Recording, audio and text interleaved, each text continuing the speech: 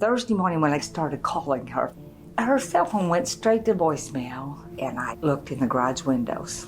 I thought, dang, her car's here. I told Dan, my husband, I'm worried about Sue. I said, I hope nothing's happened with her. A widow, well-loved, very involved in this close-knit Florida community, she just suddenly disappears out of nowhere. This is something that just doesn't happen. On October 24th, Susan Mauldin was reported missing from her Harbor Island home. They made it sound like you did it. Yeah, they're investigating me. You did not kill that woman, did you? No, God, no. I'm gonna start calling you murderer Benderum. No, don't do that. Especially on the phone. They're probably listening.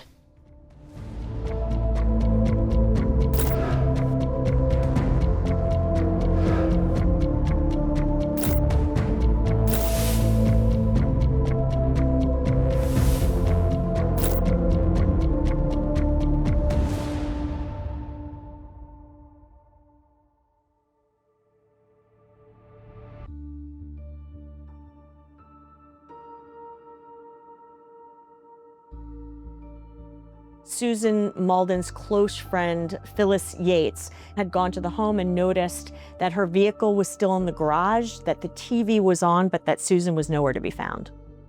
Phyllis's husband used Susan's key to open the door and come in. When he unlocked the door and opened it, the chain or the latch up top was still in place. So he actually had to reach in and unlock the chain with his hand. And when he went inside, he saw that her bed was unmade, which was unlike Susan Mauldin. She's very meticulous in how she kept things in her home. So they were concerned and worried, and that's when they called the sheriff's office. When we first arrived and we started assessing the scene, we observed a couple things that looked out of place, including the picture frame that was on the wall and a couple figurines and a table that were ajar in the living room, as well as water in the sink in the master bathroom. Now, Susan was making some improvements to her home, so some mess was to be expected. But Phyllis knows her friend better than anybody. She would not have left her house in this condition. We noticed she had a little home office set up in one of the rooms to the side of the bathroom that had been demoed. They noticed that Mauldin's laptop was missing, her phone was missing. Law enforcement immediately began an investigation to try to locate Susan Mauldin. Susan Mauldin seems to have vanished out of nowhere. It is so strange. Investigators, they immediately speak with her friends and her neighbors to learn a little bit more about her. Susan Mauldin was a 65-year-old British widow who was living in Fleming Island, Florida at the time she went missing. While she didn't have any close relatives that were living nearby, she did have a very close-knit network of friends. Susan was very social. She was part of several different clubs. The main club that she was a part of was the British Club. So she was a prominent figure in that club. Everybody loved her in there. She was a Jacksonville Jaguars fan. Friends described her as outgoing, bubbly, great personality. From a detective's perspective, the first thing you want to do in a missing person investigation is rule out that they didn't just take a trip and decide not to tell anybody. So it was beneficial to learn from her friends that she was a creature of habit. She did talk to people on a regular basis, so it was completely unusual for her to just disappear and not talk to anybody or respond to calls. In fact, she had a doctor's appointment that day that she was supposed to attend that she missed as well. So, and all of that was out of character. Investigators follow up with Phyllis Yates. Again, this is Susan Mauldin's friend who originally reported her missing. Sue and I met generally every Wednesday at her house, and every week she gave me an update on, I called him Jackrabbit, okay? What all has she told you about that contractor? Now, Dan and I both don't know this Corey guy from Adam. All we've heard is he's in his 40s and a strong guy. Don't know the man. One of the key takeaways from Yates' interview with the police was that she told them about the difficulties that Mauldin was having with her contractor, Corey Benderum. Susan entered into a contract agreement with Corey Benderum, so she hired him. He requested an upfront payment. She gave him about $12,000, a little more. So he took that money, he demoed her bathroom, and when I say demo, he tore the sheetrock off down to the studs, removed the toilet and the sink and cabinets, and then he just left it there. And every time she tried to get him to come back to finish the job, He always had an excuse. Every time he's supposed to show up on Monday, he'd always text her with a new excuse. Susan was extremely meticulous and detail-oriented in her interactions with people. And she had a calendar that every time she talked to Corey, she would write down the date, the time, and what he said. For instance, his sister died and he had to go to another state and pick her body up and bring her body back himself. He fell out of the back of his truck and hurt his shoulder and had to go to the hospital. There was always an excuse why he couldn't come back and do the job, and it was very frustrating for her. She said, "You'll never believe what Corey did now, Phil. He made me really uncomfortable." One day, just a few weeks back, he shows up and he goes in her house and he tells her how good she looks that day. "And how old are you, Sue?" And she said, "I'm 65. And he said, "Man, you look good. Are you widowed?" And she said, "Yes, I am." And he said, "Man, you're looking good." He said, "I was wondering, could I get a loan?"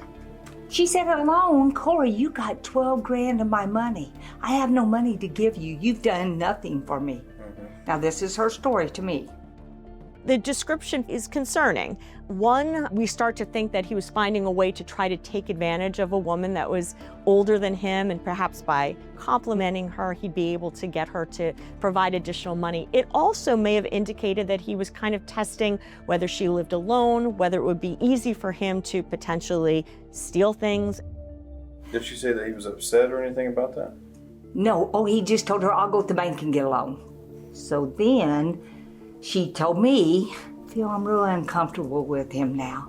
I said, "Sue, I told you I think there's an issue here.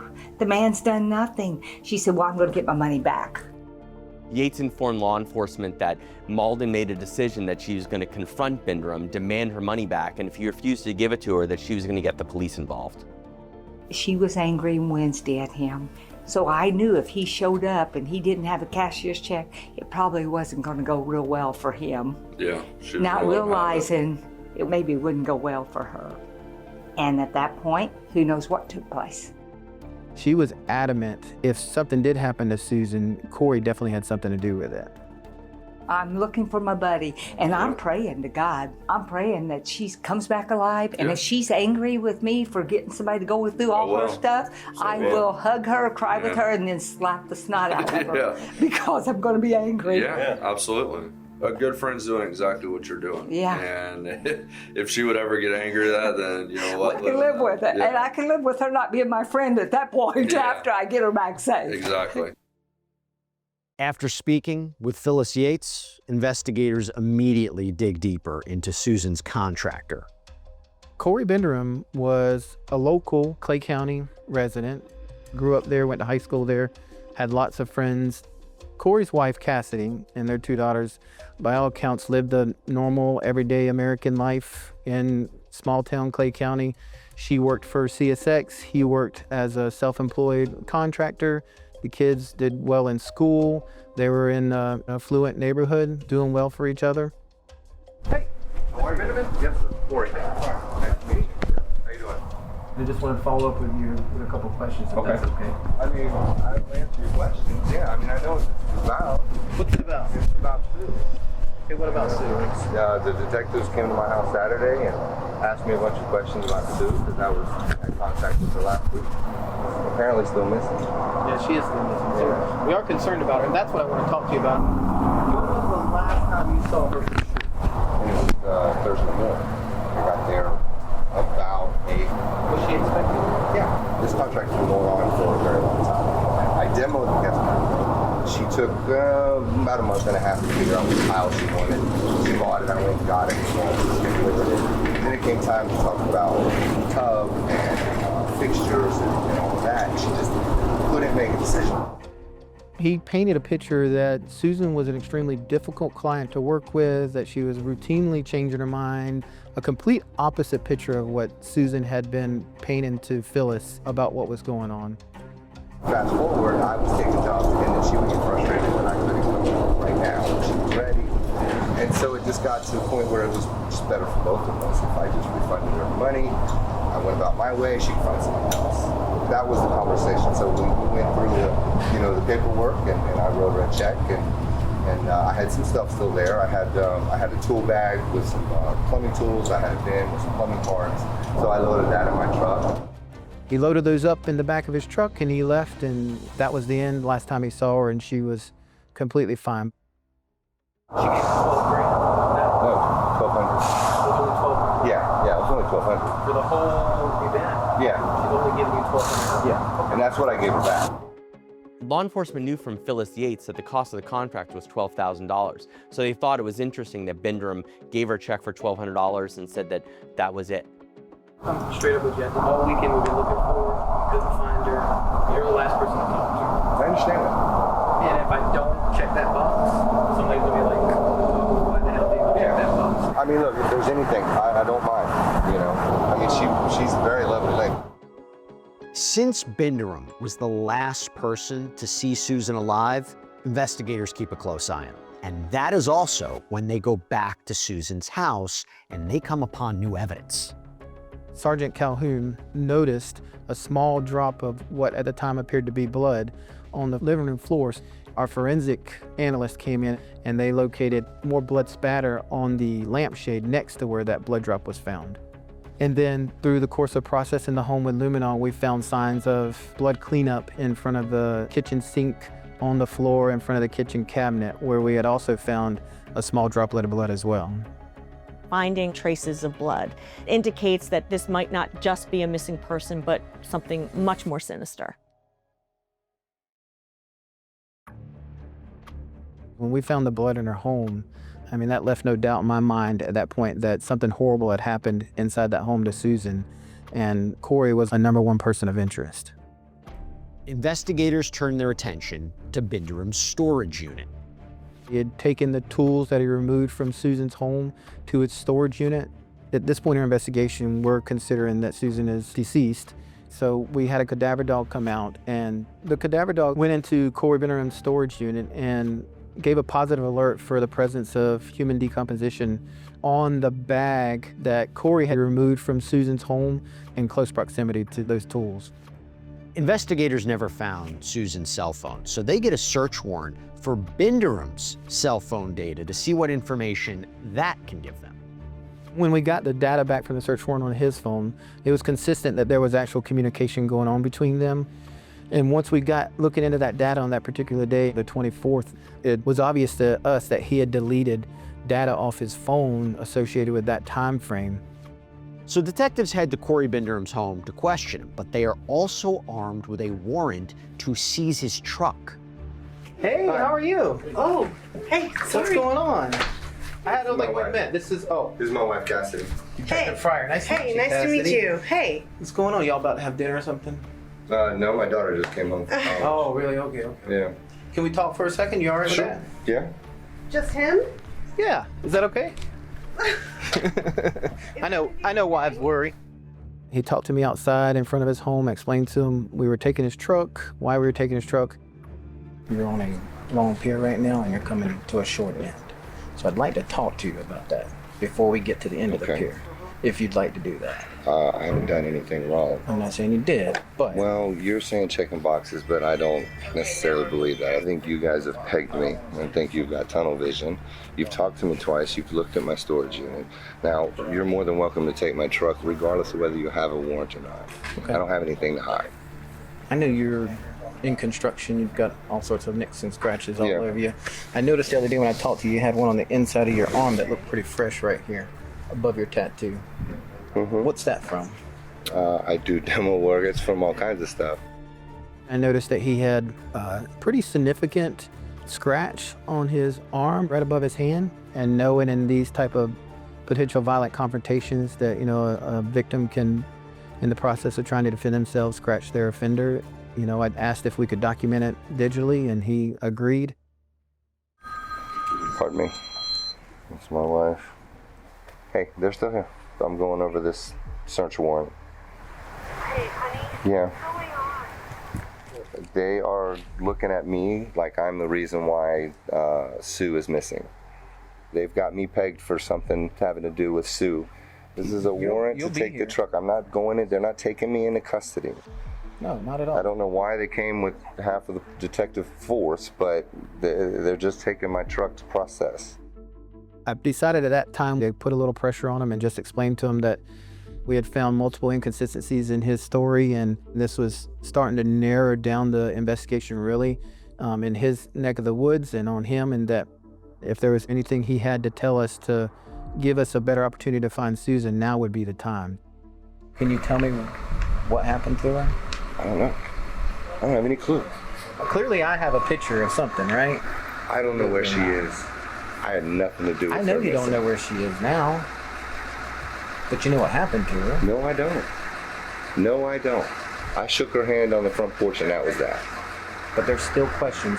Every time I'm pulling cameras, every time I'm going to places and businesses that you may have visited, none of it is telling me Corey doesn't know. All of it's telling me Corey knows. It's telling something. You what you wanted to say. He knows you can something. paint a picture. When I left Sue, she was standing upright in her doorway. We shook hands. That was it. He denied and maintained his same composure that he had nothing to do with it. But as we dug in to find more about him, we learned that he actually, as a young adult, 17 years old, had actually participated in a robbery and a shooting in the Clay County area. In your tunnel vision, you focused on me instead of finding her. I certainly hope so. It was 27 years ago. I was 17. Corey Bindram did have a prior criminal record. He had set up a bunch of off-duty soldiers to sell them firearms. When the soldiers went out in the woods to look for the guns, Bindram and a juvenile co-defendant ended up actually shooting at them. Bindram was convicted of aggravated battery with a firearm and was sentenced to 3 to 7 years in prison, as well as 10 years probation. I know you're trying to convince me that I'm just locked onto you because you did some stupid when you were 17 years old. Before I even knew you did stupid 17 years old, I already had several things that were like smacking me in the face. I'm telling you, I'm not here because you did something stupid at 17. Okay. I'm here because of what happened between you two. That's why I'm here. You know you lied to me, right? When we talked on Tuesday? About what? You said all you owed her was $1,294.54. And that's the carbon check that you showed me dated for 10/24. That's the check that I wrote her to reimburse. You owed her $12,000. And I have all the checks that she wrote out to you. There's 3 of them. Along with her meticulous, detailed list of the money that she gave you. Right. Why would you lie about that? Because $1,200 is a big difference than $12,000. Right. No, $1,200. So you're still adamant, even though I'm telling you I've got the checks that she gave you $12,000. You're saying that she was okay with that Thursday when y'all talked. Yeah. She was like, all right, I'm good. Yeah. I'll let you do the work. Even though there's tons of paperwork saying she had enough, she was done. You were either going to give her cash or a cashier's check, or she was going to sue you and report you. I'm going to have a great weekend now. All right. I'm sorry. Appreciate it. Sorry to mess it up for you. Take care, buddy. Corey Bindram is not happy to be the #1 suspect in this investigation. And strangely enough, after detectives seize his truck, he falls off their radar. The fact that Corey Bindram disappears after his vehicle is seized is an indication that potentially Corey Bindram has something to hide. Cassidy contacted me and said that Corey had left town and she had no idea where he was at. He wasn't answering her phone calls. And our investigation led us to a report that Corey was a suspect in a theft in Jacksonville. The client provided information that Corey had went into his home, stole a check, forged the check for $5,000, forged the client's signature, cashed the check, and then fled Florida. Clay County Sheriff's Office detectives have identified a person of interest in the investigation into a Fleming Island woman's disappearance. On October 24th, Susan Mauldin was reported missing from her Harbor Island home. Through the investigation, she was determined to be missing and endangered.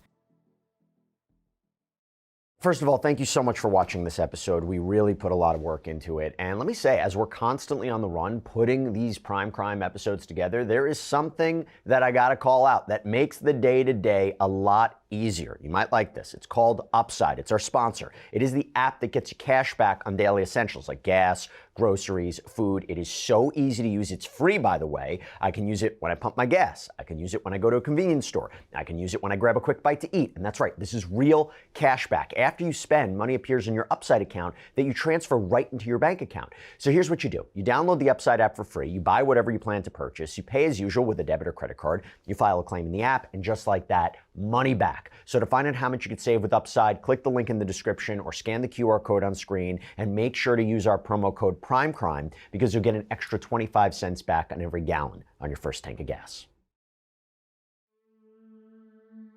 Mr. Benderum has cooperated during the course of this investigation, but until recently, he's left the area all of a sudden with no explanation, and his whereabouts are unknown at this time. Anyone with information which may lead to the whereabouts of Susan Mauldin and Corey Benderum are urged to contact Detective Fryer with the Clay County Sheriff's Office Homicide Unit.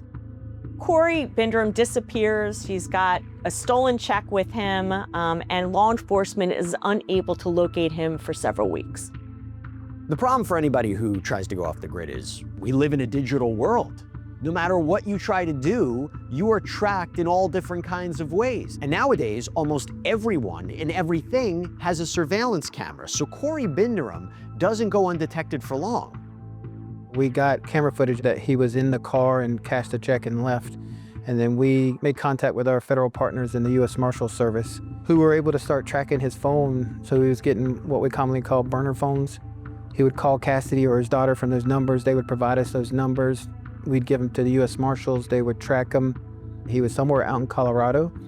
He ultimately made contact through Cassidy with an attorney, and the attorney convinced him to turn himself in on the local fraud charges. He was arrested and arraigned in the Duval County Jail for those fraud charges. So Corey Benderum is now back in town, but investigators aren't any closer to finding Susan Mauldin dead or alive. So they need to expand their focus. Lee Locklear was working with Corey at the time that Susan went missing. So she was an important person for us to track down and talk to. Thursday we were texting, the 24th. Yeah, he said, just a heads up, I'm still home. So he was supposed to pick me up, and then he was back and forth and back and forth. Can I see? Yeah, one minute he's like, I'm on my way. The next minute he's not on his way. The next minute he is. And at this point I was just pissed So off. this is 9:41 a.m. Yeah. So he said, I have to run by my storage unit and the Home Depot to pick up the flooring. I'll let you know when I'm leaving. Something came up. That went all morning. Like, he was super spastic. Is he always like that?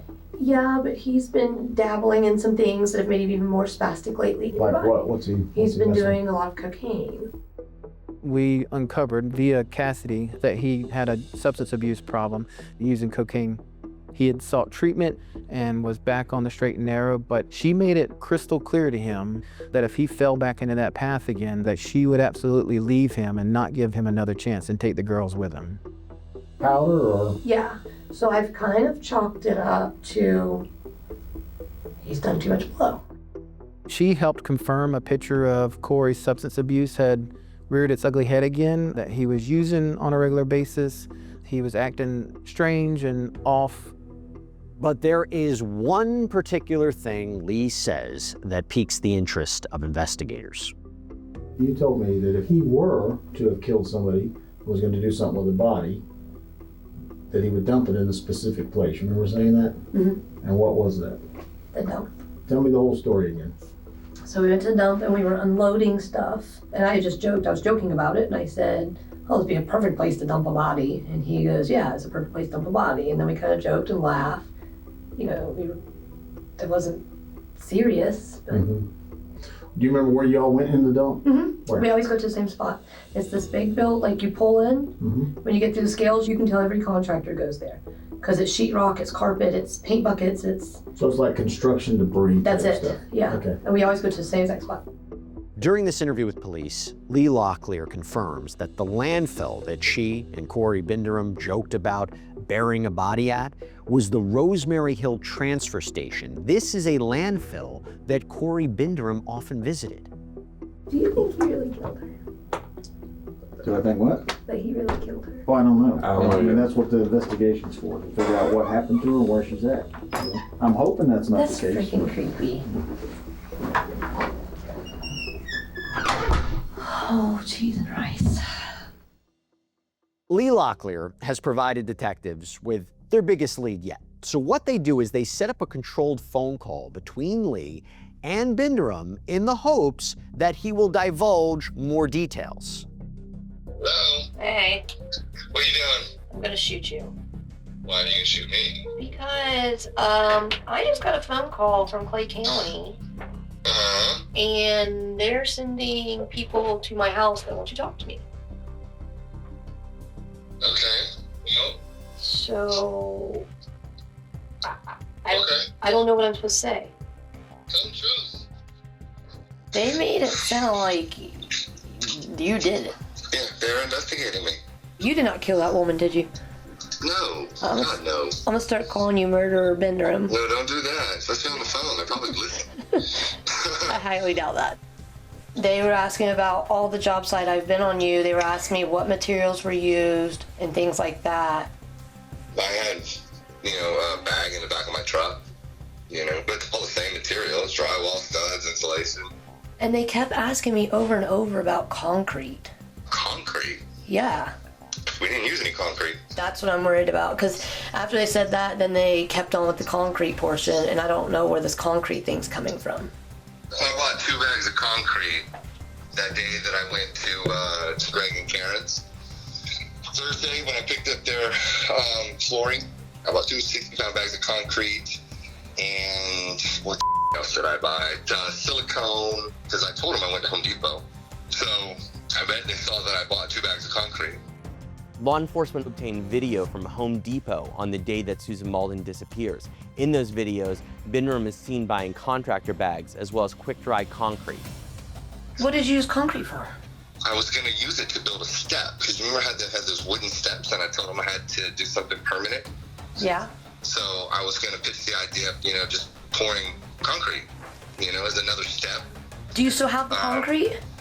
No, it got wet in the back of the truck. It's, I threw it out. I was about to say, just take it back to the store, get a refund, and then you have a receipt. Yeah, but no, I mean, it got wet in the back of my truck, because the back, that my tent cover doesn't stay down. Oh, it's always popping up. So, it's already been dumped. Yeah, what do they think? I dropped her in the river? Are you serious? I don't know, but I bet that's why they're asking. When she asked him what happened to the concrete that he purchased that morning, he said the bed of his truck leaks sometimes and gets wet, so he dumped the concrete bags and got rid of them. I've been nowhere near the river. Come on. Now they're being stupid. Investigators need to find out what Corey Benderum did with that concrete. So using data from cell phone towers and Benderum's own Life 360 app, they are able to track his movements on the day that Susan disappeared. The Life 360 data is a result of Corey's prior substance abuse. It was an agreement between him and his wife that he would have that app installed on his phone so that she could keep track of his movements. So that's another piece to the puzzle, that he had the Life 360 going the whole time. That morning when he went to Home Depot, that morning when he went to Susan's house, when he was backed up to her garage, we were able to track with that data. And it appears that on the day of Susan Mauldin's disappearance, he turned it off from around 8:45 in the morning for about an hour. And the fact that he turned off the app, thereby disappearing digitally, was concerning to law enforcement. So it was odd when we determined the Life 360 was turned off when he went to Rosemary Hill Landfill, and then was turned back on when he came back home after the landfill. When he went into Rosemary Landfill, he had to check in, and then they take his weight, his truck, total weight with him and everything in it. He went in at about 300 pounds, and when he left, he came out 300 pounds lighter. But remember, in that phone call between Lee and Benderum, he said he had only 120 pounds of concrete that he needed to dump. So what's the discrepancy? We knew exactly what Susan's weight was around that time because she had a recent doctor's appointment. Concrete bags and her weight equaled right up to that 300 pounds. So it was telling to us that he felt like he needed to offset that scale if he was going to take her body out there and dispose of her. Now the big question for investigators is, if we assume that the trash that Corey dumped contains both the concrete and Susan's remains, where exactly is it now? We're able to narrow down and identify where her remains potentially went, to a facility in Folkston, Georgia, Chesser Island, and coordinated efforts with FBI to conduct a search for Susan's remains at the Chesser Island landfill. The area that we were searching, they described it as the size of a baseball diamond, but honestly it felt a lot bigger than that to me. Like, it's so high that when we got out there, like, you can't even see the top from the bottom. Law enforcement ended up going through approximately 7,600 tons of garbage in an effort to find Susan Mauldin's body.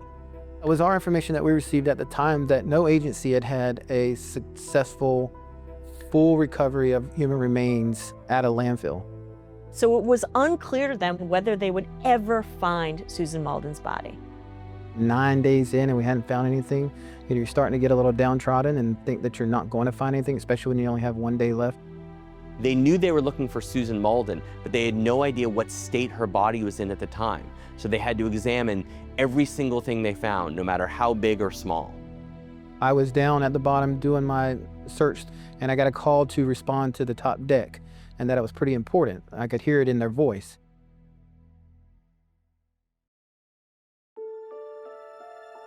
I ran up to the top deck, ran over there to where the investigators were shifting through, and all activity had stopped. And I went over to the lead individual up there and he said, "We've found something." Ultimately, we discovered a piece of her lower jawbone. I knew it was Susan, like there was no doubt in my mind. One of our detectives went to Susan's local dentist, got dental records. We had the jawbone transported to the ME's office, and then they were able to confirm that was in fact Susan Mauldin's lower jawbone and part of her remains. We started sifting through the remaining debris in that particular line, and that's when we came across the contractor bag and the rest of her remains inside that contractor bag.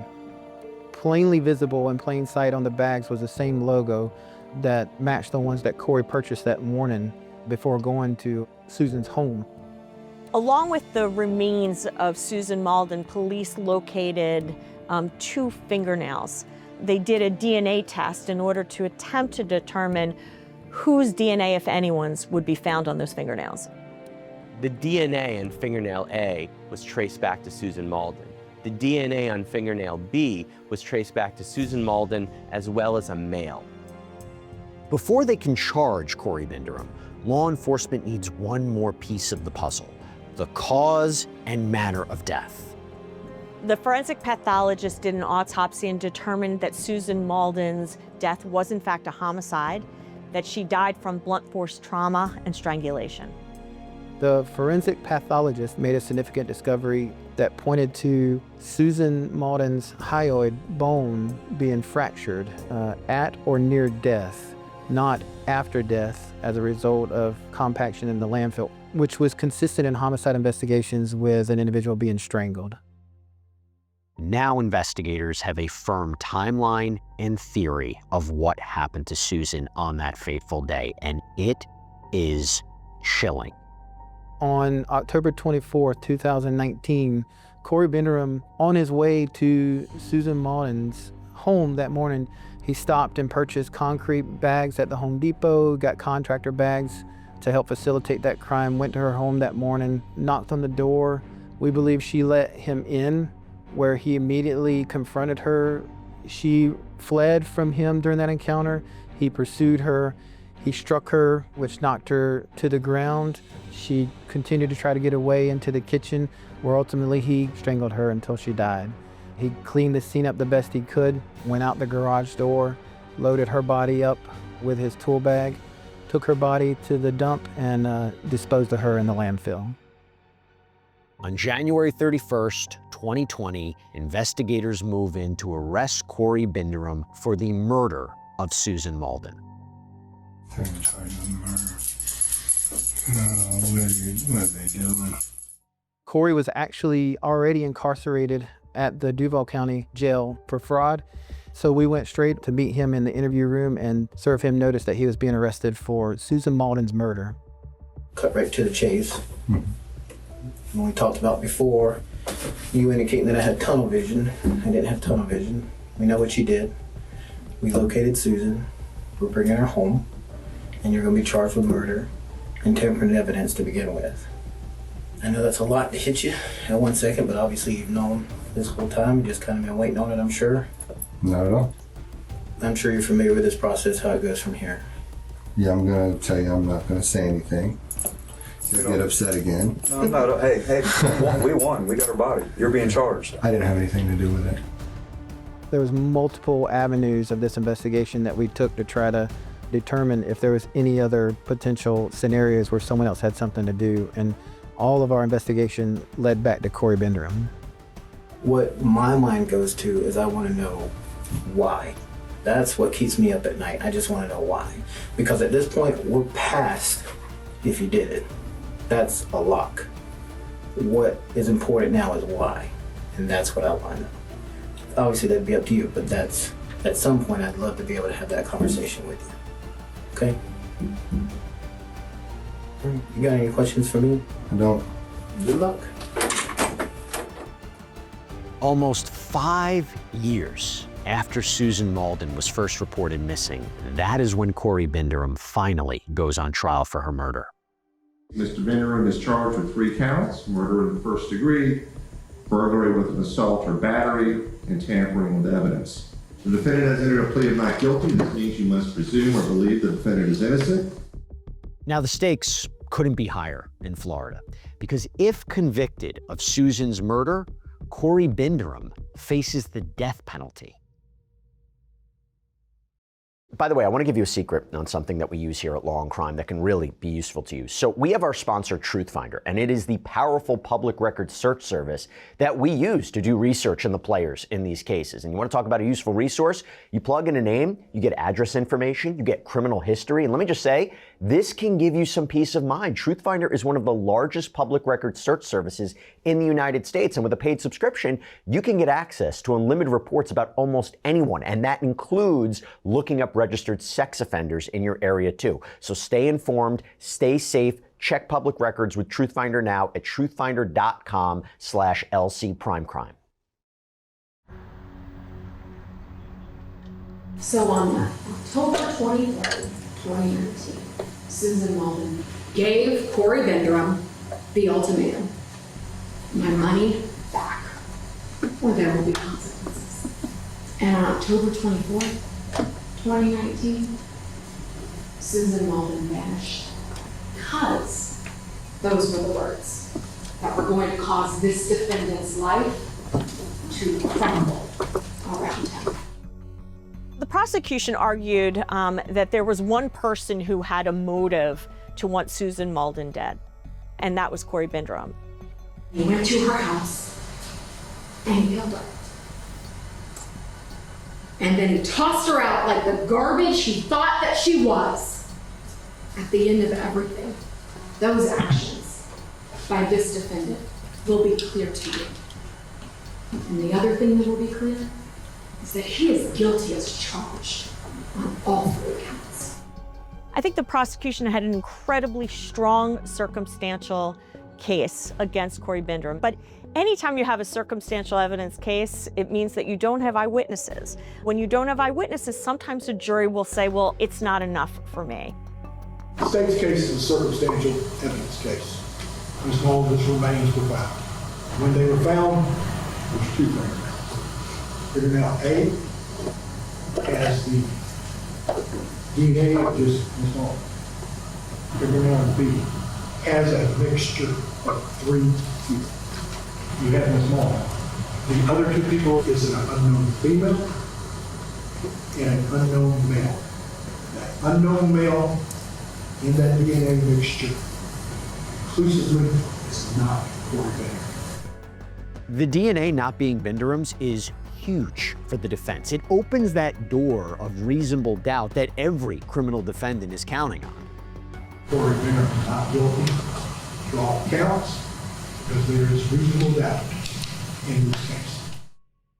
The prosecution has the burden of proof here, so they need to take big swings to solidify their case. And that is when they call Cassidy Benderum to the stand. She is arguably the best person to speak to Benderum's character and behavior around the time of this alleged murder. Do you know a man named Corey Benderum? I do. That's my ex-husband. And at some point during your marriage, did you find out that the defendant was having an issue with drugs? I did. He had told me that he was using cocaine. He had been going through a lot of money. Did he then go to rehab and try to get himself clean? He did. That was a mandate that I gave him. Was he also aware that if you ever found out about drug use again, that you would be gone? Yes. Did you and the defendant go through the Ring camera video from that October 24th date?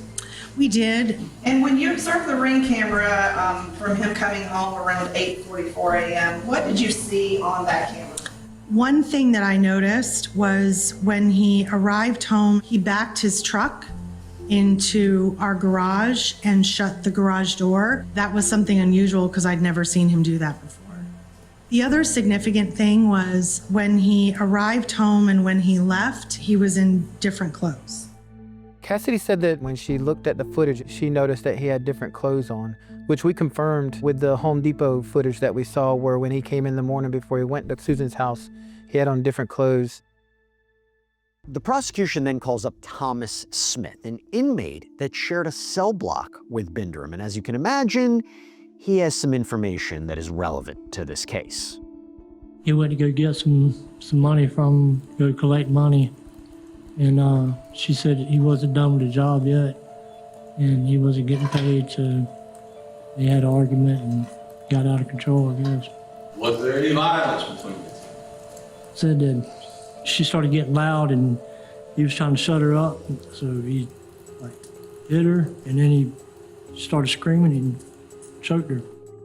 And there's also police interview footage with Thomas Smith where he goes into even more detail about what Binderham allegedly told him. You mentioned something about strangling? He said he yoked her out, and that means that strangled, around her neck. He said it felt weird because he said he felt something break. It was incredible because we hadn't released that information to anybody else throughout the course of the investigation. But on cross, the defense goes after Thomas Smith's credibility. You stated that you had 8 felony convictions, is that correct? Yes. You had 1 crime of dishonesty, is that right? Yes, sir. You're hoping that testifying for the state will help you out in your other 2 felony cases, aren't you? No, I'm not. Oh, you're not? No, I'm not. Jurors usually look at jailhouse informants quite suspect because these are individuals that have an absolute motive to lie because usually they're getting a deal in exchange for that testimony. The defense keeps pushing back. The next witness, Nicholas Kutu, the crime lab technician who conducted the DNA analysis on Susan Mauldin's remains, he is directly in the defense's crosshairs. On January 20th of 2021, you release your report that excludes Mr. Binderham from the DNA found on nail B, correct? Corey Binderham was excluded as a contributor to the mixed DNA profile obtained from this item. Not only excluded from the mixture of nail B, but none of his DNA was found on nail A either, right? Correct. The DNA types that were developed were only consistent with Susan Mauldin from that item. And you were sent no additional swabs? Correct. Only one individual was listed as a subject at the time, Corey Binderham. The defense was able to argue that that mixture of DNA found in fingernail B exonerated Corey Binderham. If the prosecution claims that Susan Mauldin fought back against her attacker, then one would assume that Corey Binderham's DNA would be found in her fingernail. However, we find foreign DNA, we find someone else entirely, and we have no idea who that person is. That, according to the defense, that was reasonable doubt. After 4 days of testimony, the trial heads into closing arguments.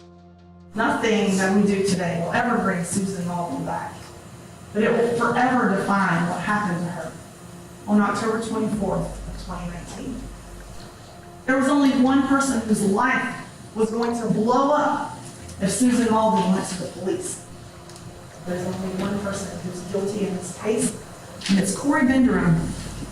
And the statement asks that you find him guilty as charged on all 3 counts. Corey Binderham did not kill Susan Mauldin. The proof of that is the foreign DNA under Susan Mauldin's fingernail. The nail and both nails had no DNA from Corey Binderham because he did not attack her, he did not kill her. What really happened here is that law enforcement started with a picture of Corey Binderham and they made their investigation fit. You'll find those reasonable doubts raised by conflicts of evidence, lack of evidence, and the evidence itself. We ask that you find Mr. Binderham not guilty on all charges.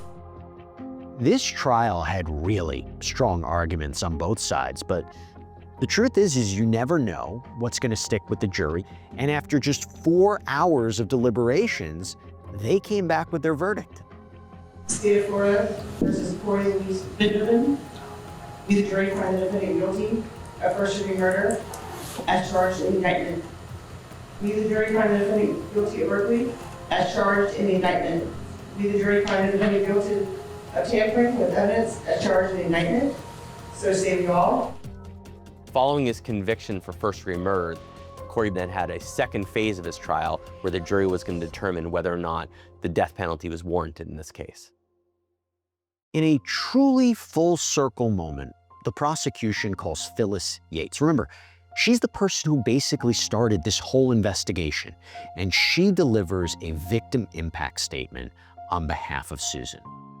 I'm thankful now justice is being served. We will now cling to the memories that we built with Susan Mauldin, December 2006 through my last standing lunch date with my best friend on October 23rd, 2019. I'm looking forward to seeing my special friend in heaven. Sue was such a blessing to Dan and I, and such a joy to have in our life. To know Sue was to love Sue. Now, before the jury votes on his sentence, victim advocate Leah Wilson reads a letter from Corey Binderam's daughters. Dear members of the jury and honorable court, our names are Bailey and Megan Binderam. We are Corey Binderam's daughters. We cannot imagine Dad hurting anyone. He has been a protective and loving father to us throughout our lives. We love our father very much and ask you to show mercy when considering his sentence. The jury then goes to deliberate whether Corey Binderam is sentenced to life without parole or death. Ladies and gentlemen, I understand the jury has reached its verdict as to the sentence recommendation. We, the jury, find that the defendant, Corey Louis Benderman, should be sentenced as follows. Life imprisonment without the possibility of parole, 5. Death, 7. The jury came back with 7 in favor of death, 5 in favor of life. In Florida, they're required to have at least 8 votes for death, and because they didn't, he was sentenced to life without parole. I absolutely think that we achieved justice for Susan Mauldin, and we held Corey Binderam accountable for what he did. And my biggest takeaway from the Susan Mauldin investigation is you never know who you're dealing with on a day-to-day basis. And it's always important to try to vet individuals that you're allowing into your home.